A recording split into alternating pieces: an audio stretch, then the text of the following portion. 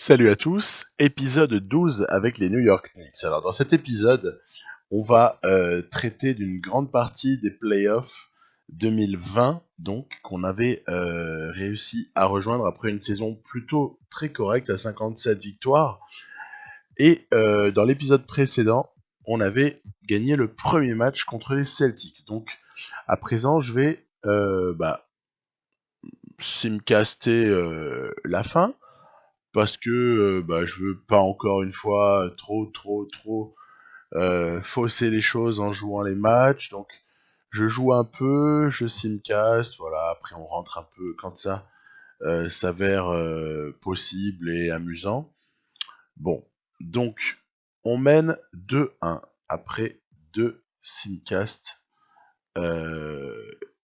Baker, tu serres les dents, tu joues, voilà, on voit que de l'autre côté, à l'est, Toronto est en train de disposer très très facilement d'Atlanta.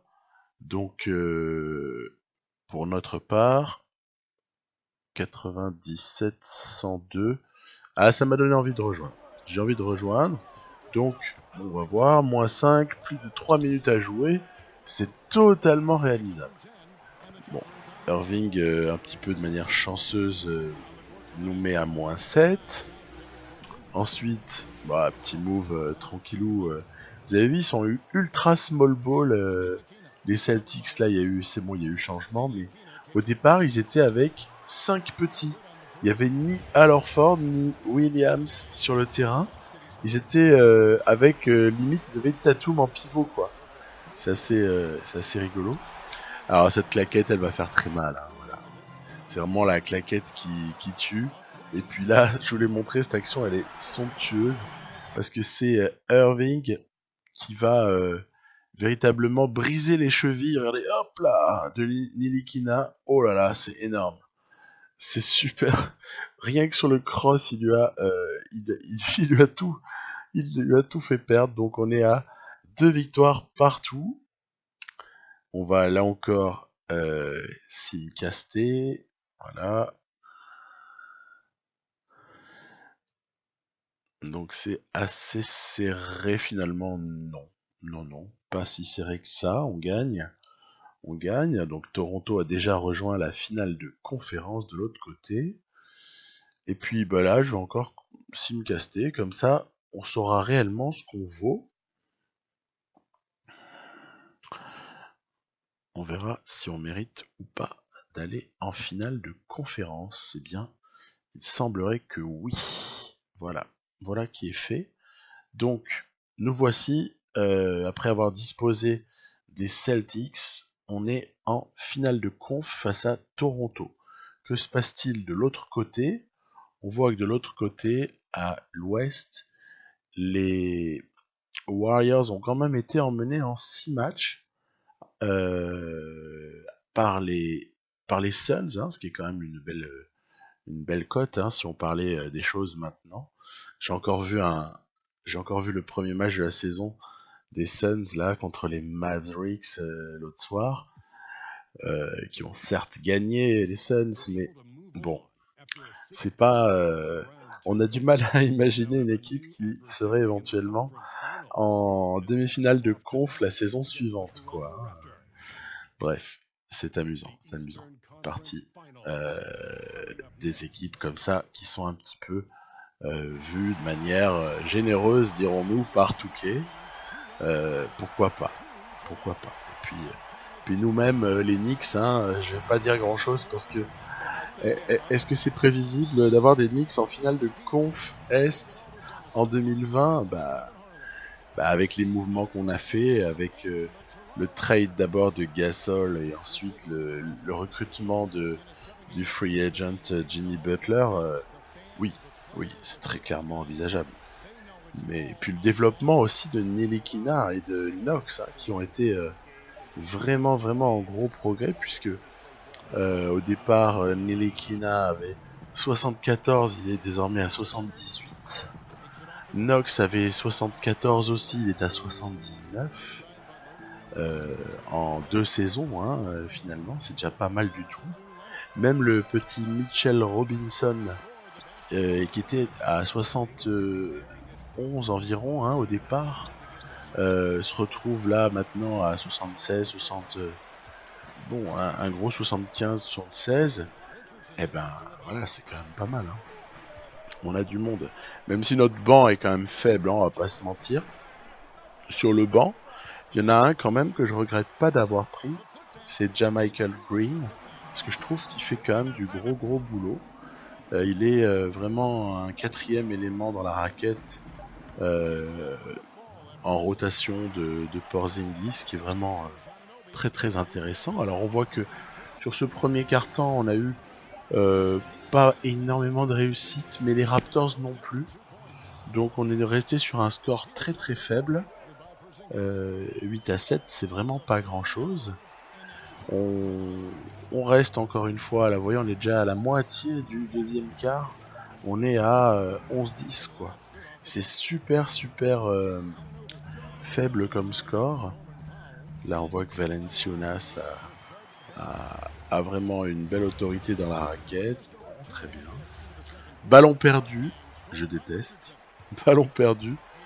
Conclusion facile pour Kyle Lowry. C'est pas bien dans un match serré de perdre des ballons comme ça. Heureusement que on a identifié une faiblesse majeure dans le 5 là, des Raptors. On avait déjà joué les Raptors hein, il y a quelques temps. En saison régulière, on les avait battus. Et on avait déjà aussi identifié une faiblesse majeure, c'est Malachi Richardson au poste 2. Parce que sinon, pour le reste, ça tient relativement la route. Hein. Valanciunas, Ibaka, Kawhi Leonard, qu'est-ce qu'on peut dire de plus? Et puis Kyle Lowry, bon, ok. Hein. Donc il y a vraiment une faiblesse sur le poste 2 à exploiter. Parce que quand il faut rentrer Fred VanVleet, bah c'est pas beaucoup plus dangereux pour nous. Hein. Donc il n'y a pas de problème particulier. Donc il faut exploiter tout ça. On voit d'ailleurs que Jimmy Butler est plutôt en train de réaliser une très belle soirée. Ensuite, après, on a nos petits moves habituels de Pau Gasol, de Porzingis. On a notre défense, même si on est un petit peu, saccagé à des moments par Valanciunas là qui nous casse les pieds avec sa capacité démente à prendre des rebonds offensifs au nez à la barbe de nos intérieurs. Et même quand je pose des écrans retard, il arrive des fois à se retrouver quand même avec le ballon. Enfin, c'est un peu gavant. C'est un peu gavant, mais bon, c'est pas grave, c'est le jeu. Un gros panier à l'instant de Dodson. Dodson, c'est notre petit jeune. Il est pas si jeune, hein, il a 25 ans. C'est notre backup de backup en poste 2. Mais finalement, je n'ai jamais remis Cardinelli dans la rotation. Je préférais donner les minutes, les répartir entre Baker, Chalmers et l'ami donc en question. Bref, voilà, Dodson, exactement, c'est cela. Donc bon, voilà, on exécute en attaque, tranquillou. Petit pick and roll à l'instant entre Baker et Jamichael Green, puis petit vol de ballon de Chalmers, badaboum pour Jimmy Butler. Très important, en début de quatrième quart-temps, on a 10 points d'avance. Donc là, si on fait bien attention, c'est-à-dire pas comme ça, en laissant pas d'incursion de Leonard notamment, en ne laissant pas non plus prendre feu, en ne laissant pas jouer nécessairement tous les ballons. Vous voyez que je lui ai mis Jimmy Butler évidemment hein, sur le dos hein, depuis le départ, c'est bien légitime de faire ça. Parce que si je laisse Kevin Knox, il pourrait peut-être se faire un petit peu embêter par Leonard. Et puis à l'opposé, voilà, hein, j'utilise au max la mismatch entre Jimmy Butler et Malachi Richardson. Voilà. Donc bon, on a réussi à reprendre 6 points. On a Porzingis qui vient nous poser un fadeaway tranquille. Et on est à plus 8, ça sent très très bon.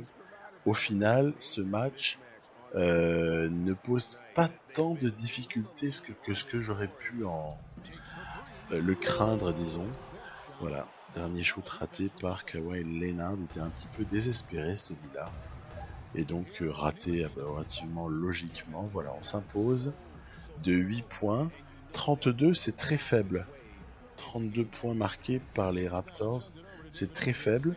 Ils n'ont jamais eu de solution en attaque. Et en plus, ils ont eu un gros vilain 0 sur 8 à 3 points, totalement rédhibitoire, alors que nous, on a été à 36%, ce qui est tout à fait honnête, quoi, tout à fait correct. Donc, bah voilà, hein, tranquille.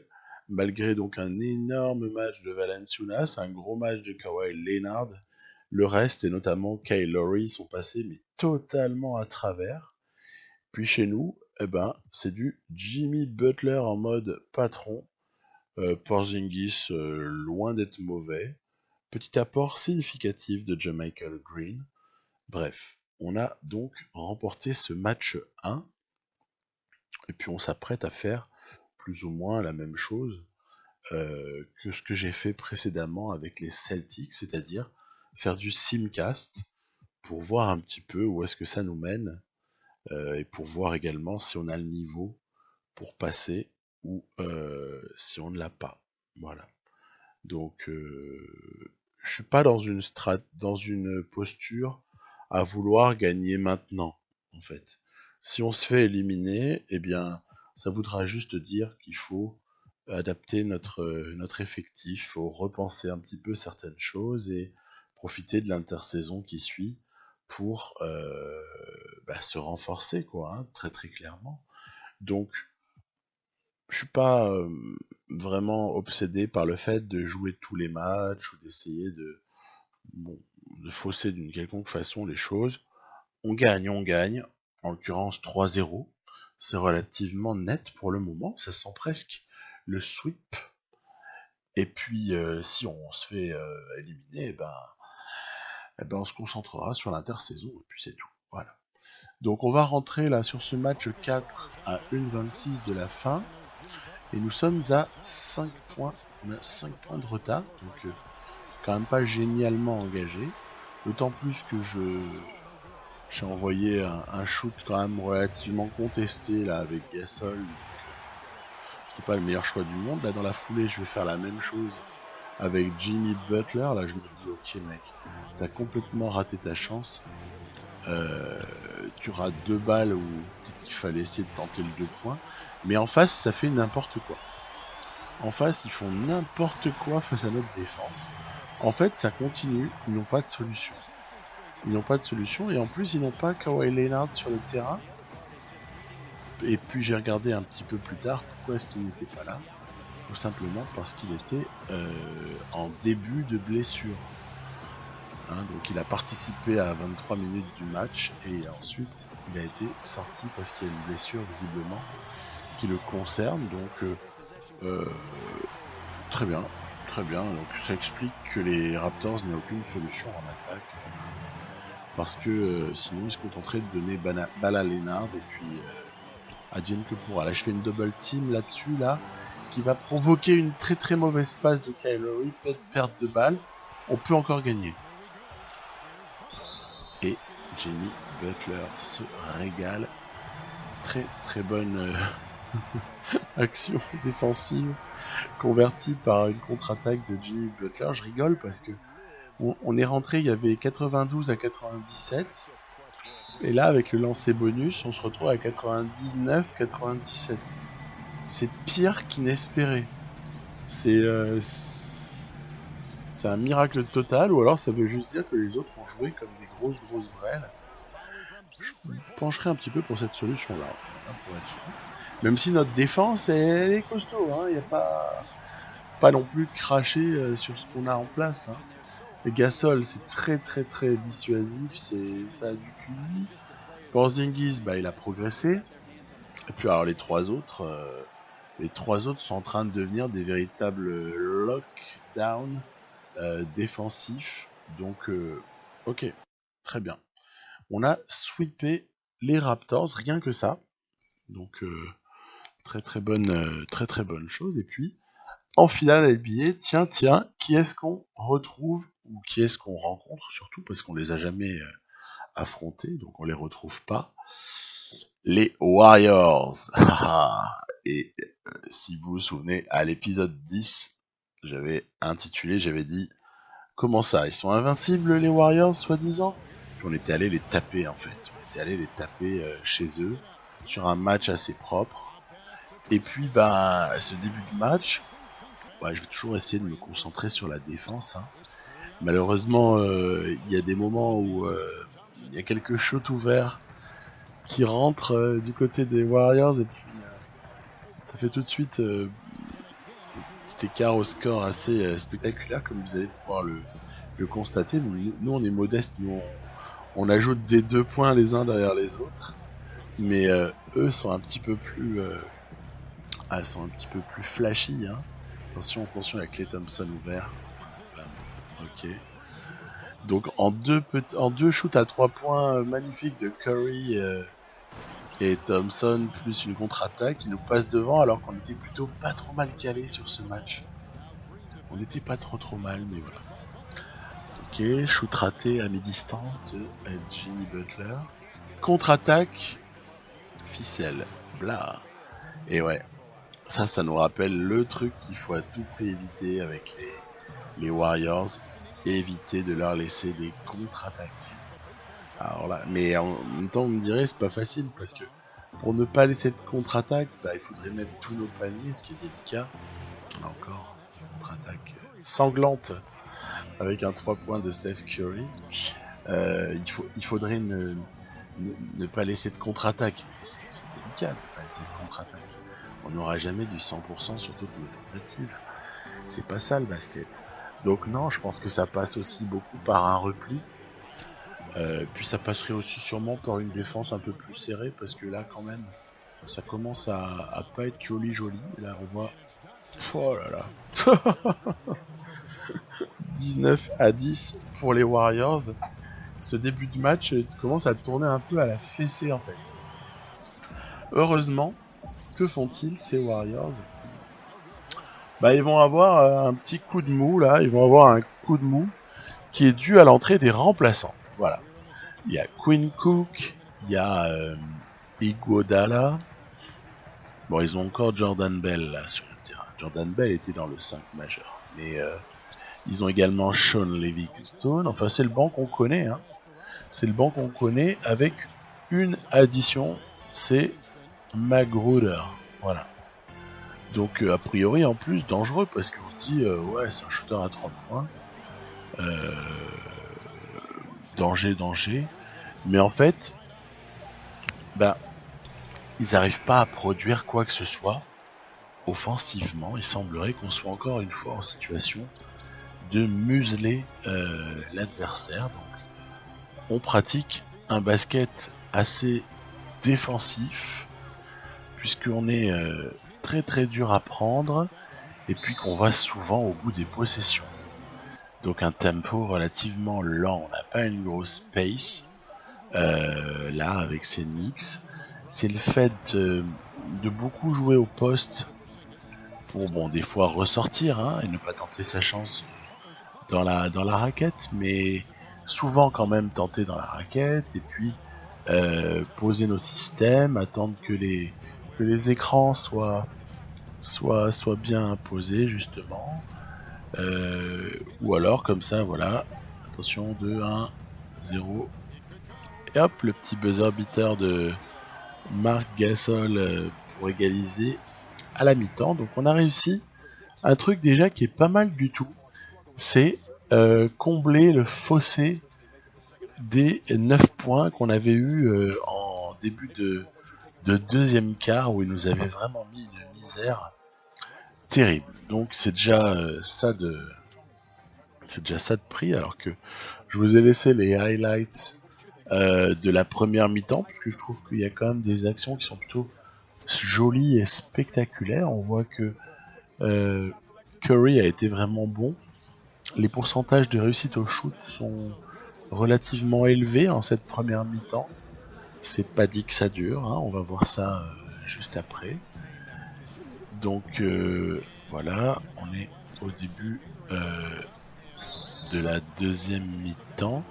C'est dommage, j'avais une aide, j'étais venu en aide avec Gasol parce que le petit Dodson a quand même beaucoup de difficultés à défendre sur Klay Thompson, surtout quand commence à jouer en post-up Klay Thompson.